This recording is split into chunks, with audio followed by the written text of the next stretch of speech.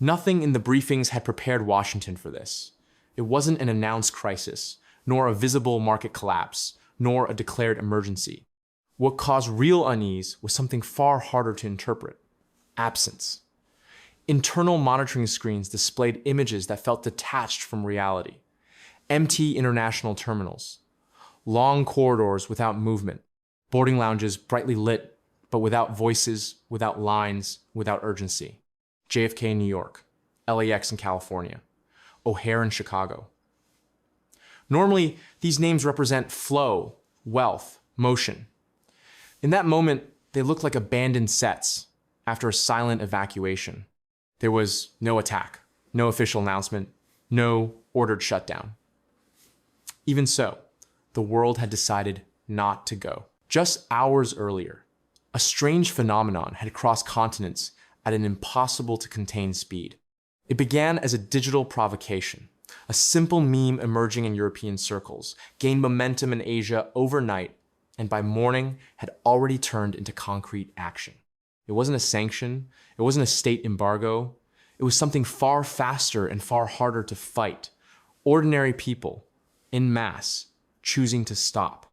International bookings to the United States collapsed almost entirely in a single day. European ports began delaying offloads from America.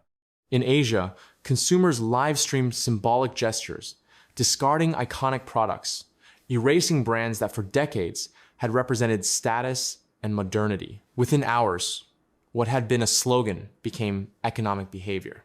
Inside Washington, the word circulating wasn't crisis, it was brand.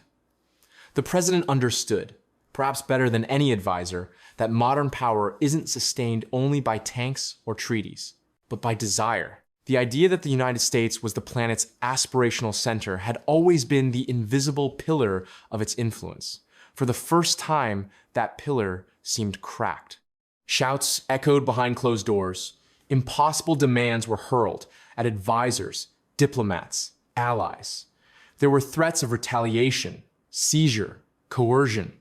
But the limits of that posture soon became clear. A country can force another to sign documents. It cannot force millions of consumers to walk through a door they've decided to keep shut.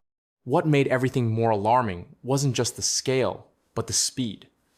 Governments move slowly. Connected crowds move in hours. In just a few days, decades of symbolic capital were drained. The goodwill accumulated after wars, rebuilding, and alliances dissolved as if it had never existed. The trigger wasn't a single isolated event, but a sequence. Offensive statements, unfiltered images of internal violence, and a growing global sense that buying an American product meant financing something many no longer wanted to be part of. Discomfort stopped being political. It became visceral. In European capitals, shop windows displayed improvised notices. On social networks, young people expressed rejection not through refined ideology, but through cultural revulsion. Analysts began using a term that terrifies any market: reputational black swan. This wasn't a production failure or a classic financial crisis. It was a breakdown of emotional trust. Banks reacted before official speeches. Emergency reports projected losses in the hundreds of billions if the movement persisted for weeks. 3 months would be enough to push the world's largest economy towards something comparable to a historic depression. And an even more dangerous factor was forming away from the main headlines: workers. Global unions watched, calculated, voted. When they decided to act, they didn't impose official blockades. They simply slowed down, inspected more carefully, delayed. Days of delay at strategic ports meant halted factories, empty shelves, broken production lines. Outside, the world began to pull away. Inside, something subtler emerged: silent panic. The boycott didn't shout, it simply advanced. And Washington, long accustomed to being the center of the board, began to realize something new and deeply uncomfortable.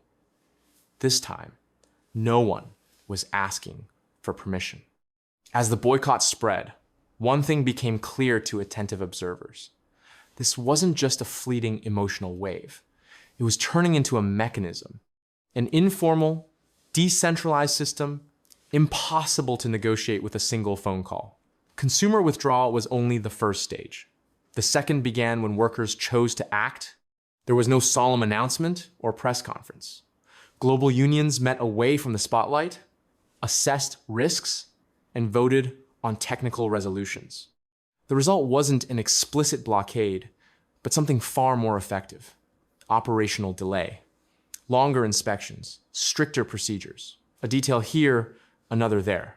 Enough to break the just-in-time logic that sustains modern global chains. European ports became bottlenecks. Containers from the United States were opened, counted, checked, piece by piece. What once took minutes now took days. Soy sat under constant rain. Machines rusted before leaving the docks. Vehicles waited for parts that never arrived on schedule. Each delay seemed small in isolation. Together, they created paralysis. In North America, the domino effect crossed borders. Canadian dockworkers, already strained by previous trade disputes, joined the slowdown. Trains went unloaded. Routes were interrupted without formal blockades. The chokehold came from outside and silent and precise. Retailers began issuing discreet warnings not to the public, but to investors. Supermarket chains predicted shortages within days. Industrial sectors faced a graver problem: entire factories shutting down for lack of a single imported component. Idle production lines meant temporary layoffs, broken contracts, and cities dependent on one industry entering alert. Attempts at intimidation from Washington fell flat. Threats of seizure, trade retaliation, and port closures rang hollow against logistical reality. Blocking foreign ships would mean cutting off one's own supply. Medicines, medical equipment, critical technology, much of it came from abroad. The balance of power was not where it was assumed. Meanwhile, far from docks and shelves, another movement advanced more dangerous still: boardrooms, corporate councils, chief financial officers. A virtual meeting gathered executives from the world's largest corporations. Companies that had long treated the United States as a safe harbor began discussing a once unthinkable term: de-risking America. There were no public announcements, no press releases, only quiet decisions. Planned factories were canceled. Research centers moved to other countries.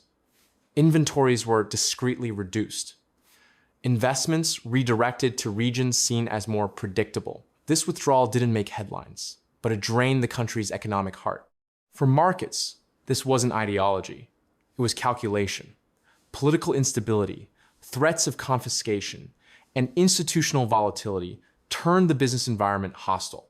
Shareholders don't tolerate prolonged unpredictability. Capital doesn't protest.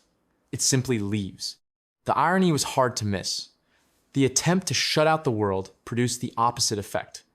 It wasn't America that built a wall.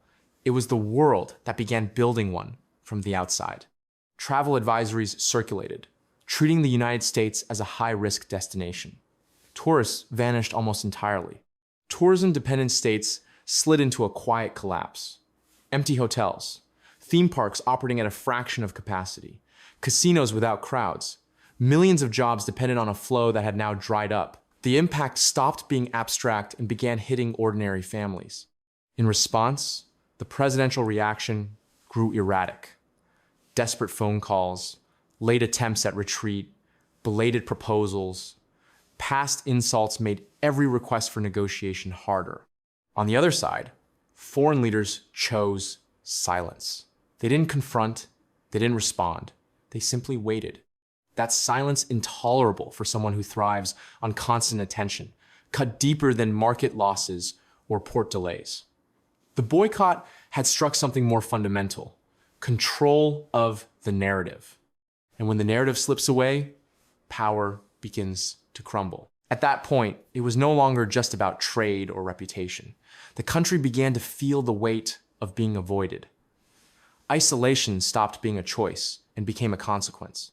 The breaking point came when the boycott ceased to be merely economic and began threatening the architecture of global finance itself. Until then, Washington still believed the pressure was temporary. reversible through speeches, deals, or symbolic gestures.